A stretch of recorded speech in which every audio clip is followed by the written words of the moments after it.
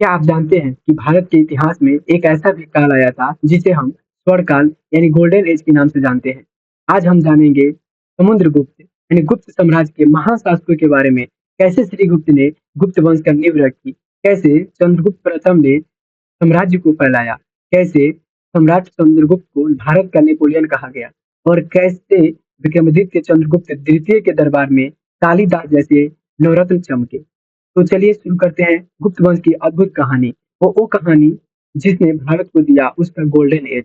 Golden age यहाँ पे देखिए, गोल्डन एज यानी गोल्डन एज ऑफ इंडिया यानी भारत का गोल्डन समय, यानी क्या कहा जाए, गुप्त यानी तो स्वर्ण युग। ठीक है, तो चलिए गुप्त वंश के बारे में बिल्कुल विस्तार से जानेंगे एक ही वीडियो में। तो वीडियो अगर अच्छी लगी तो वीडियो को लाइक कीजिएगा और अपने दोस्तों में जरूर शेयर कीजिएगा, क्योंकि बहुत शानदार वीडियो होने वाला है। तो वीडियो को लास्ट तक देखिए। ठीक है, आपको बताया जाएगा लास्ट में कि इस चैप्टर का जो थ्योरी पढ़ने के बाद आप इसका मॉक टेस्ट कैसे दे सकते हैं, कैसे गूगल के माध्यम से आप अपने और तैयारी को जान सकते हैं, ताकि क्लास में कितने याद हुआ कितने याद नहीं हुआ। ठीक है, वीडियो में लास्ट तक बने रहिएगा। चलिए बिना किसी देरी के स्टार्ट करते हैं गुप्त वंश के शासकों की सूची। सबसे पहले हम यहाँ पे जानेंगे शासक कैसे क्या हुआ, उसके बाद आगे स्टेप बाय स्टेप सारे विस्तार से जानेंगे। आखिर जो है स्वर्ण युग क्यों कहा जाता है, गोल्डन जो है, आखिर जो है यहाँ पे गुप्त एम्पायर को यानी मुगल साम्राज्य को, सॉरी गुप्त साम्राज्य को आखिर स्वर्ण युग कहा क्यों जाता है, यही बात को हम लोग आज डिस्कस करेंगे। और वीडियो में सब बिल्कुल आपको क्लियर हो जाएगा, फिर दोबारा आपको किसी भी वीडियो को देखने की जरूरत नहीं पड़ेगा।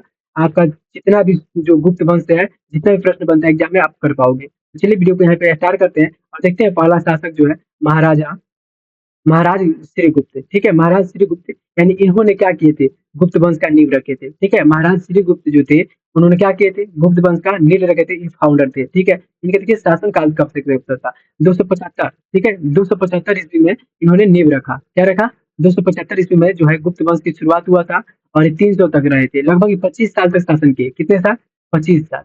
देखिए यहाँ पे क्या है कि गुप्त वंश के संस्थापक थे, उपाधि इनको मिला था। देखिए अब यहाँ पे जो ये राजा थे, इनको उपाधि भी मिला होगा, कहीं जीते होंगे तो।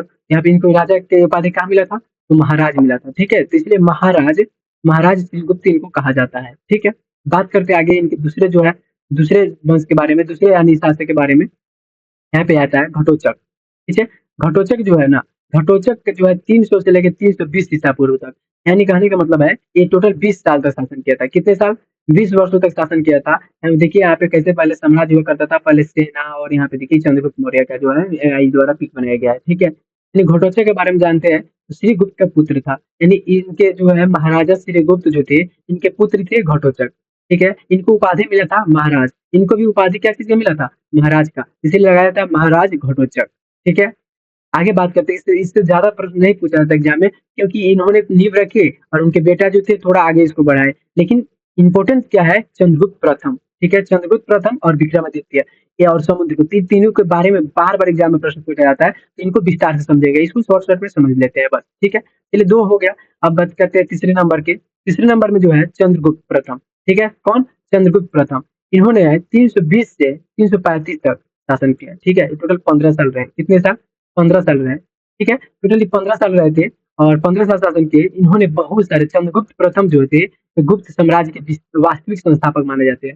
यानी यहाँ से माना जाता है क्या कि 320 ईसा पूर्व में जो है चंद्रगुप्त चंद्रगुप्त जो है चंद्रगुप्त प्रथम गुप्त साम्राज्य के यानी स्थापना किए थे। यहाँ यहाँ से उसका उच्चारण मतलब जो है ना, इसका आगे बढ़ा और यहाँ से लगा कि ये गुप्त वंश है। ठीक है, इसलिए वास्तविक संस्थापक क्या माना, किसको माना जाता है, चंद्रगुप्त प्रथम को। इससे पहले दो इनके जो पिता वगैरह थे लोग। ठीक है, बात करते हैं यहाँ पे इनकी उपाधि। चंद्रगुप्त प्रथम को जो है उपाधि क्या मिला था, तो महाराजा धीराज का मिला था। क्या मिला था, महाराजा धीराज का उपाधि किनको मिला था, तो चंद्रगुप्त प्रथम को मिला था। ठीक है, बिल्कुल इसको ध्यान रखिएगा, चंद्रगुप्त प्रथम को महाराजा धीराज की उपाधि मिला था और यहाँ पे जो श्रीगुप्त को क्या मिला था, तो महाराज की उपाधि मिला था। ठीक है, आगे बात करते हैं यहाँ पे क्या हुआ कि विवाह। ठीक है, विवाह लिच्छवी की राजकुमारी यानी कुमार देवी से की। लिच्छवी की राजकुमारी जो थी, कुमार देवी से इनका क्या हो गया जी, इनका शादी हो गया। ठीक है, इनका शादी हुआ चंद्रगुप्त प्रथम का। लेकिन शादी के बाद क्या हुआ कि चंद्रगुप्त जो है यहाँ पे मुगल जो, सॉरी गुप्त वंश था, मुगल वंश याद आ रहा है, गुप्त वंश जो था इसमें बहुत ही सारे विकास हुआ, वो अपने चरम उत्कर्ष पर था। ठीक है, इनके समय में बहुत ज्यादा मतलब उसका डेवलप हो गया। कौन, तो गुप्त वंश। ठीक है, और गुप्त वंश का ज्यादा डेवलप होने का कारण क्या था कि लिच्छवी की राजकुमारी से विवाह करना। लिच्छवी की राजकुमारी जो कुमार देवी थी, उनसे विवाह हुआ इनका। और क्या हुआ कि लिच्छवी जो है, जो लिच्छवी गणराज्य था, इनके ओर हो गया। इसका पूरा शक क्या हुआ, इनको मिल गया, ठीक है, यानी किनको मिल गया, तो चंद्रगुप्त प्रथम को। उसके बाद इन्होंने क्या किया, वहां से अपना आधिपत्य और विस्तार करने लगे, और विस्तार करते करते फिर उन्होंने क्या किए, तो फिर आगे जाके उन्होंने अपने साम्राज्य को और विस्तार किया। बात करते हैं गुप्त संवत।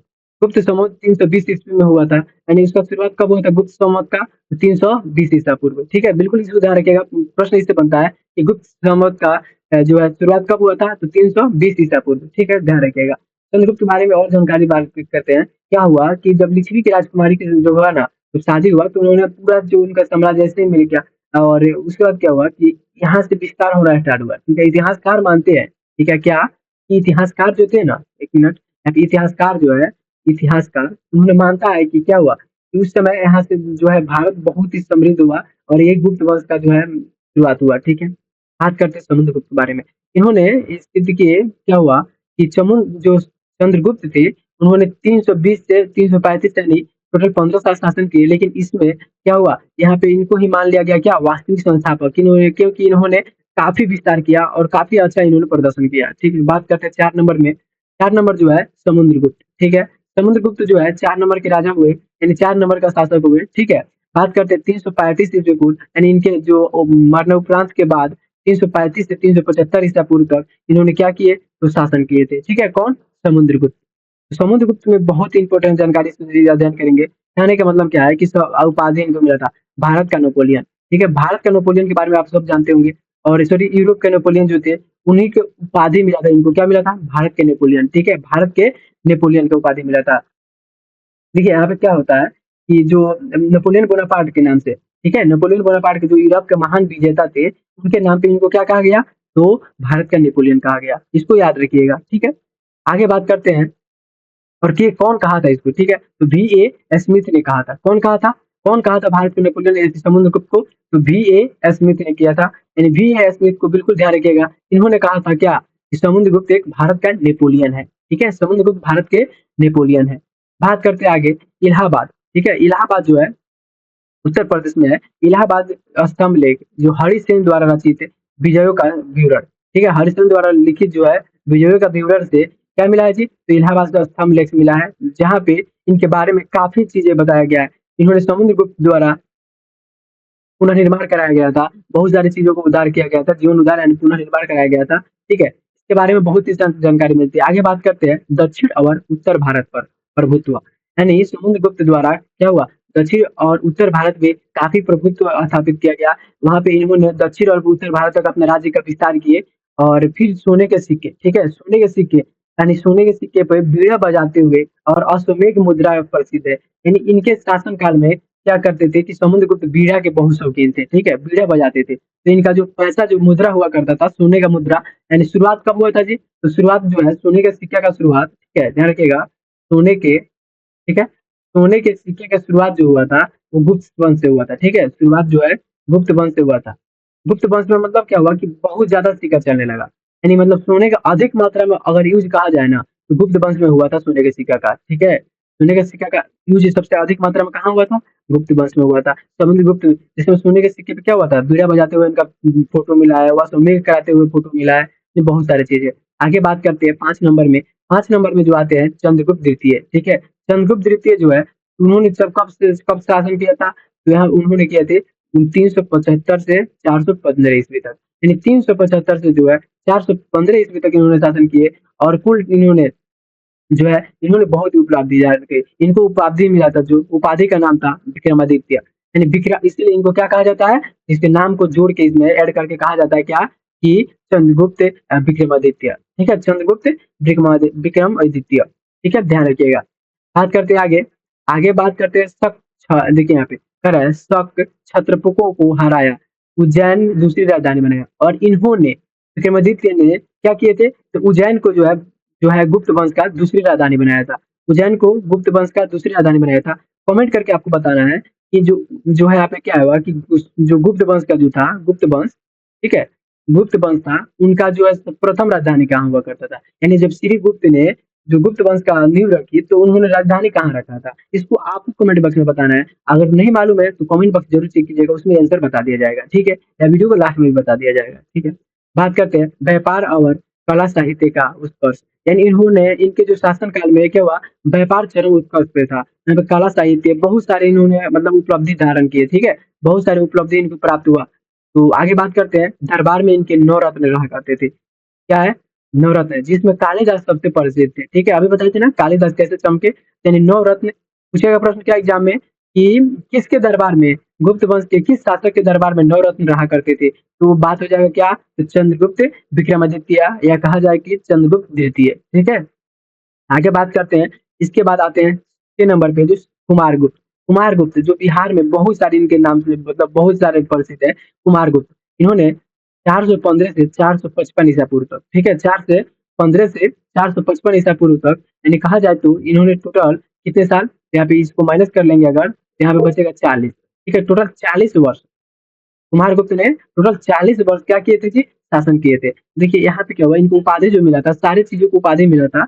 इनको भी मिला था महेंद्रादित्य, महेंद्रादित्य के उपाधि मिला था। एक तो इनको विक्रमादित्य का और इनको महेंद्रादित्य का ये उपाधि मिला था, क्योंकि ये महान राजा थे, ठीक है, जो कुमारगुप्त थे। कुमारगुप्त के बारे में और सारी जानकारी इकट्ठा करते हैं। कहने का मतलब क्या है कि नालंदा विश्वविद्यालय, नालंदा विश्वविद्यालय आप लोगों ने सुना होगा, कहाँ पे है, तो भारत में। भारत में कहाँ पे है, बिहार में, बिहार के वैशाली जिला में नालंदा विश्वविद्यालय, ठीक है। यहाँ पे क्या हुआ था कि इनको बहुत सारे ऐसे चीजें मिला था, जिसमें इन्होंने 415 ईस्वी में जब शासन को जब धारण किए थे, तो इन्होंने 415 ईस्वी में अपने मतलब अपने जो है क्या कि महाविद्यालय नालंदा विश्वविद्यालय की स्थापना कराए थे। कहाँ पे, तो वैशाली में। कहाँ कराए थे जी, तो वैशाली, यानी जो बिहार में पड़ता है, वैशाली बिहार के एक जिला है वैशाली, वहां पे क्या किए थे इन्होंने, इन्होंने जो है नालंदा विश्वविद्यालय की स्थापना कराए थे। और यहाँ पे नालंदा विश्वविद्यालय का यह खास मतलब खासियत था कि यहाँ पे चीन, यूरोप, जापान, यानी बहुत सारे अलग अलग देशों से यहाँ पे क्या कहते, जो अभ्यर्थी आए थे, यानी यहाँ पे जो स्टूडेंट आया करते थे पढ़ने के लिए, उस समय ये मतलब जो है ना विश्व में सबसे बड़ा केंद्र, सबसे बड़ा शिक्षा का केंद्र हुआ करता था कौन, नालंदा विश्वविद्यालय, जिसको जिसका जो कौन कराया था, तो कुमारगुप्त ने कराया था। यानी इसका स्थापना जो कौन किया था, तो कुमारगुप्त ने किया था, बिल्कुल ध्यान रखिएगा। आगे बात करते हैं सिक्कों पर मोर का आकृति, यानी गुप्त वंश के जो है में कुमारगुप्त के जो है सिक्कों पे क्या मिला था जी, तो सिक्कों पे मोर की आकृति मिला था, यानी मोर जो होता है मयूर का स्टेट मिला था, ठीक है। बात करते हैं आगे, अंतिम अंतिम समय में हुरों से संघर्ष करना पड़ा। यानी क्या हुआ कि इनका जो जो है जो शासन व्यवस्था था अच्छे ढंग से चल रहा था, लेकिन क्या हुआ, अचानक नहीं होता है दुख, यानी अक्सर कहा जाए कि अचानक मोड़ आता है। और मोड़ कौन आया, तो मोड़ बन के आया था हुरू ने, ठीक है, हुरू ने जो है मोड़ बन के आया और सारे इनके जो व्यवस्था को क्या किया, तहस नहस कर दिया। यानी इनको जो सारे चीजों को क्या किया, बहुत मतलब अजीब तरीके से कर दिया। लेकिन क्या हुआ कि तब तक इनको जो है इनको हरा दिया गया, ठीक है, इनको हरा दिया गया। और तब बनते हैं राजा, कौन बनता है जी, तो बनते हैं स्कंदगुप्त, ठीक है। स्कंदगुप्त जो है राजा बनते हैं 455 से 467 तक रहते हैं, 455 से 467 तक रहते हैं।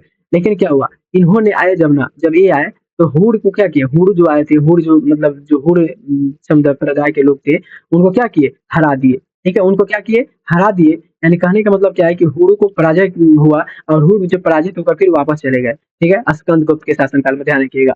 अब बात करते हैं यहाँ पे, इनको उपाधि मिला था विक्रमादित्य का, इनको भी उपाधि विक्रमादित्य का ही मिला था, ठीक है। खैर है, उसके बाद जो है गुप्त साम्राज्य कमजोर पड़ने लगा। जो स्कंदगुप्त जो है यहाँ पे जब छोड़े, तो इन्होंने क्या हुआ, इनका जो है साम्राज्य कमजोर पड़ने लगा। यानी उसके इसके बाद क्या हुआ कि इतना योग्य शासक नहीं हो पाए कि और भी जो है गुप्त वंश को आगे तक ले जाया जाए, ठीक है। इसमें क्या हुआ कि और मतलब शासक नहीं हो पाए कि जो है गुप्त वंश को और आगे तक ले जाया जाए। उसके बात करते हैं यहाँ पे अन्य शासक के बारे में। अन्य शासक जो थे उन्हें 467 से 550 ईसा पूर्व तक, 550 ईसा पूर्व में जाते जाते क्या हुआ, तो इनका जो है पराजय हो गया, यानी इस गुप्त वंश का पराजय हो गया और ये जो है गुप्त वंश खत्म हो गया, ठीक है। तो बात करते हैं इसके बाद 8 नंबर के जो है वो कहते तो पुरुगुप्त, ठीक है। पुरुगुप्त जो है 467 से 473 ईसा पूर्व तक शासन किए थे, ठीक है। इनका कोई खास जानकारी नहीं मिलता है, इससे ज्यादा प्रश्न पूछा नहीं जाता है, क्योंकि ये जो है इनके पास से कुछ हुआ नहीं ज्यादा और ये कमजोर पड़ने लगा, ठीक है, इसीलिए। बात करते हैं यहाँ पे 9 नंबर का जो है शासक थे, वो थे नरसिंह गुप्त, यानी नरसिंह गुप्त जो थे बलादित्य, ठीक है। नरसिंह गुप्त बलादित्य जो थे 474 से 500 ईस्वी पूर्व तक हुरू के नायक तोरर को हराया। यानी हुरू का जो नायक हुआ करता था ना, तोरर, उनको हरा दिया। यानी देखिए हुर कब आक्रमण करना स्टार्ट किया, तो वो जो थे वो क्या कौन थे जी? तो कुमारगुप्त। कुमारगुप्त के शासनकाल में ही हुणों ने आक्रमण करना स्टार्ट कर दिया भारत पे, ठीक है? यानी इनके शासनकाल में। और उसके बाद किन्होंने पराजित किया? तो वो किया था पराजित जो है स्कंदगुप्त। और उसके बाद क्या हुआ कि जो है नरसिंह गुप्त जो थे, उन्होंने भी इसके जो हुणों के नायक जो थे ना, सेना नायक, तोरण उसका नाम था, उसको भी पराजित कर दिए, ठीक है? आगे बात करते हैं कुमारगुप्त द्वितीय। आया है कुमारगुप्त द्वितीय, जो है 11 नंबर का जो शासक है, सॉरी 10 नंबर, 8 में 8 9 10, ठीक है? 10 नंबर का शासक जो है, उसके बाद से विष्णुगुप्त आदि धीरे धीरे साम्राज्य का पतन होना स्टार्ट हो गया। और लास्ट में जाके कब हुआ? तो 550 ईसा पूर्व में जो है इसका पतन हो गया। तो देखिए अभी हम लोग जो मेन टॉपिक था हम लोग का ना, वो अभी हम कवर नहीं किए, ठीक है? मेन टॉपिक क्या था कि आखिर मतलब क्या है कि जो गुप्त पीरियड इसको क्यों कहा जाता है, यही मेन टॉपिक था हम लोग का, ठीक है? क्या मेन टॉपिक था?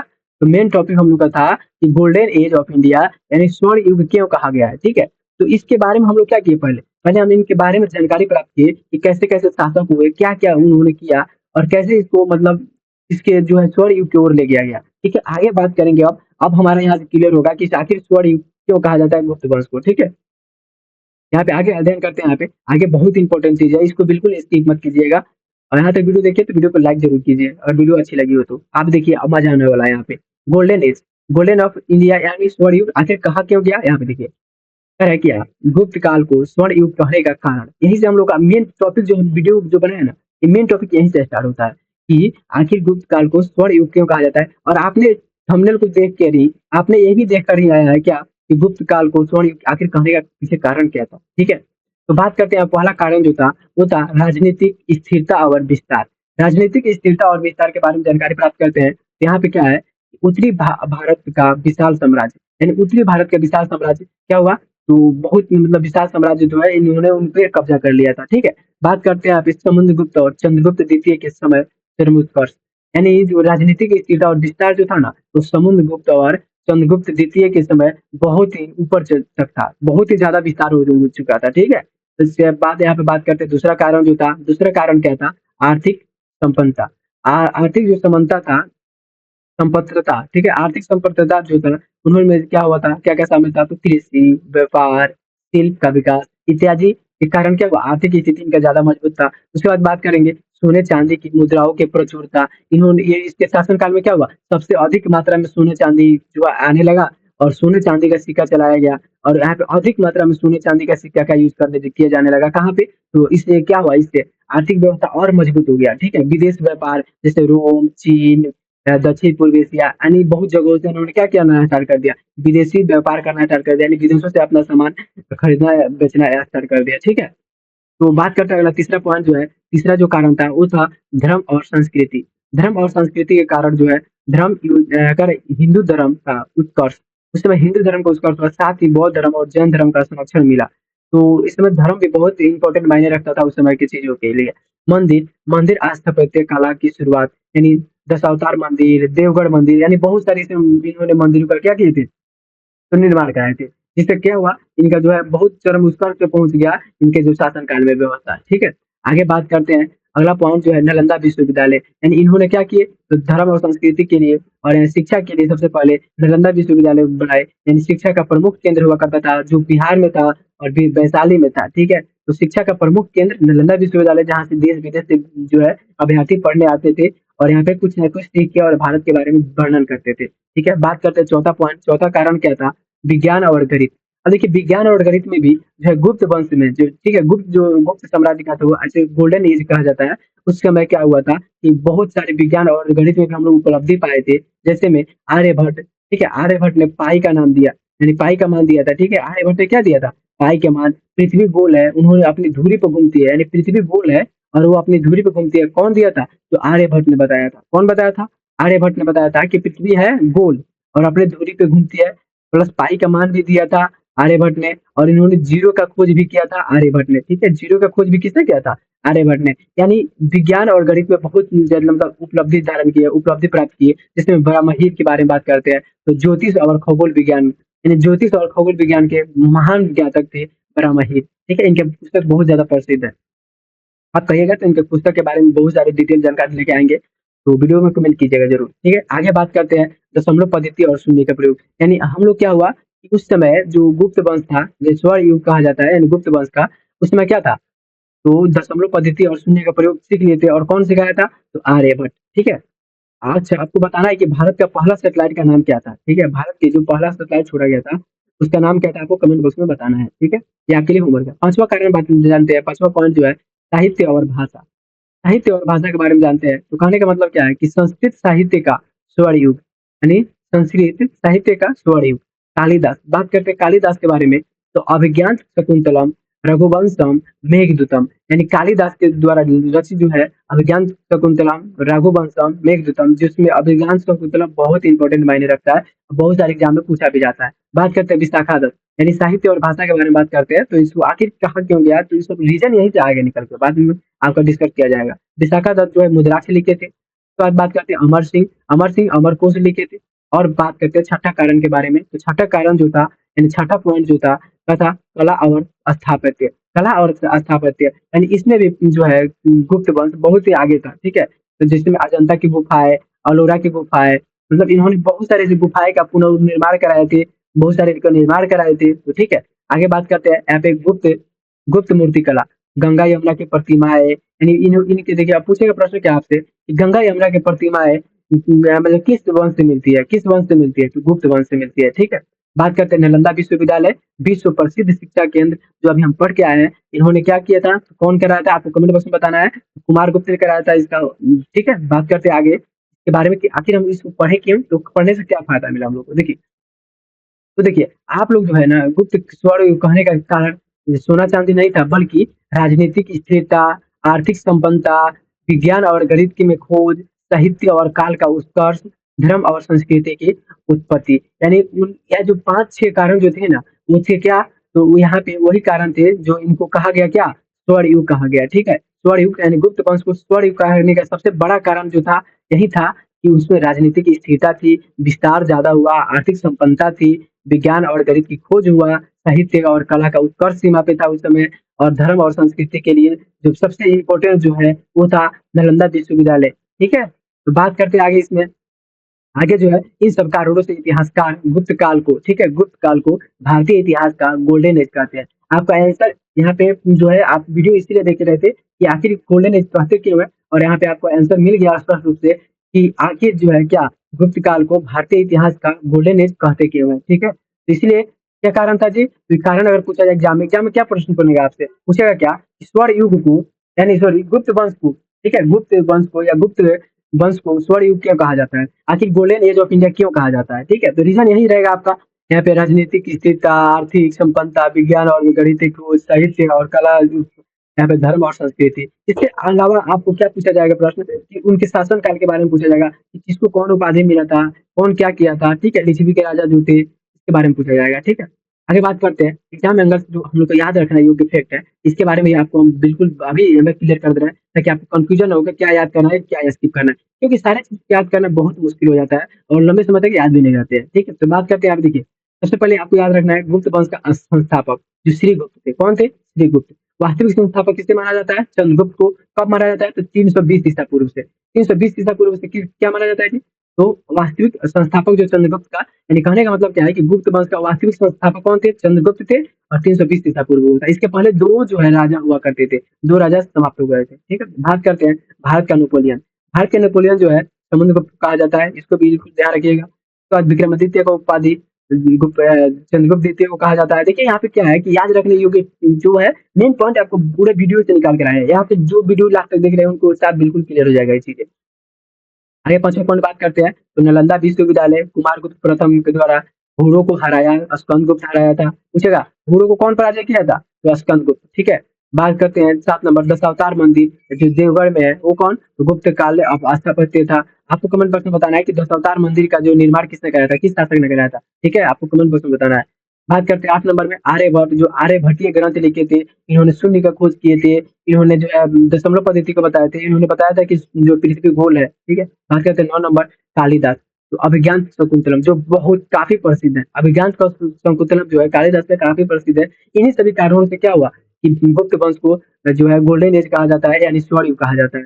बात करते हैं, आप देखिए यहाँ पे शॉर्ट शॉर्ट चीजें में दिया हुआ है, यहाँ पे आपको इसको एक बार में देख लेना है। जैसे शासक यहाँ दिया हुआ है, समय काल दिया हुआ है, और उपलब्धि और उपाधि दिया हुआ है। ठीक है, यहाँ पे आपको मिल जाएगा। आप इसको आराम से अध्ययन कर सकते हैं। देखिए यहाँ पे कुछ चीज़ों को हम यहाँ पे आपको डिस्कस बता देते हैं। जैसे क्या है, घटोत्कच का तो हम लोग पढ़ चुके हैं। वास्तविक संस्थापक थे, लिच्छवी की राजकुमारी कुमार देवी से शादी हुआ था और गुप्त संवत का शुरुआत यहीं से हुआ था। कब हुआ था? तो 320 ईसा पूर्व। इस प्रश्न बहुत इंपॉर्टेंट है। गुप्त संवत का शुरुआत कब हुआ था? 320 ईसा पूर्व हुआ था। बिल्कुल ध्यान रखिए। समुद्रगुप्त भारत के नेपोलियन, इलाहाबाद समलेख मिला था, सोने की मुद्राएं ज्यादा चलाई थी। चंद्रगुप्त द्वितीय के बारे में बात करते हैं तो उन्होंने नवरत्न उज्जैन राजधानी स्थापित किए थे। मतलब यही सारी चीज़ों को हम लोग एग्ज़ाम में पूछा जाता है। और बस यही जो है हम लोग का यहाँ पे वीडियो को यही करेंगे। और अगर वीडियो अच्छी लगी तो वीडियो को लाइक कीजिएगा, चैनल को सब्सक्राइब कीजिएगा और सारे जितने भी प्रश्न पूछे गए हैं कमेंट ज़रूर कीजिएगा और बताइएगा कि आपको वीडियो कैसे लगा। और अगला जो है आपके अनुसार जो है क्या है, सबसे उपलब्धि क्या थी आपको बताना है। यानी आपके अनुसार गुप्त काल की सबसे बड़ी उपलब्धि क्या थी आपको कमेंट बॉक्स में बताना है। और फिर अगर आपको क्या अगले वीडियो क्या चाहिए, क्या चीज़ पे चाहिए, इसके बारे में आप हमको कमेंट बॉक्स में बता सकते हैं। अगला हम लोग पढ़ेंगे क्या? मौर्य साम्राज्य और सम्राट अशोक। इसके अलावा आपको कौन टॉपिक और इम्पोर्टेंट चाहिए, यानी कौन टॉपिक में आपको ज़्यादा कन्फ्यूजन होता है, उसके बारे में आप कमेंट करके बताइए। हम उसका वीडियो बहुत ही शानदार तरीके से लेके आएँगे और जो आपको बहुत ही एग्ज़ाम में इम्पोर्टेंट मतलब बहुत सारे आपको हेल्प करेगा, ठीक है? तो यहाँ पे अगर चैनल को सब्सक्राइब नहीं करें तो सब्सक्राइब कर दीजिएगा और घंटी का निशान दबाइएगा तो ऐसे हो जाएगा, ठीक है? यानी थोड़ा फैल जाएगा ये। तो वीडियो अगर अच्छी लगी तो वीडियो को लाइक कीजिए। मिलते हैं अगली वीडियो में, तब तक के लिए धन्यवाद।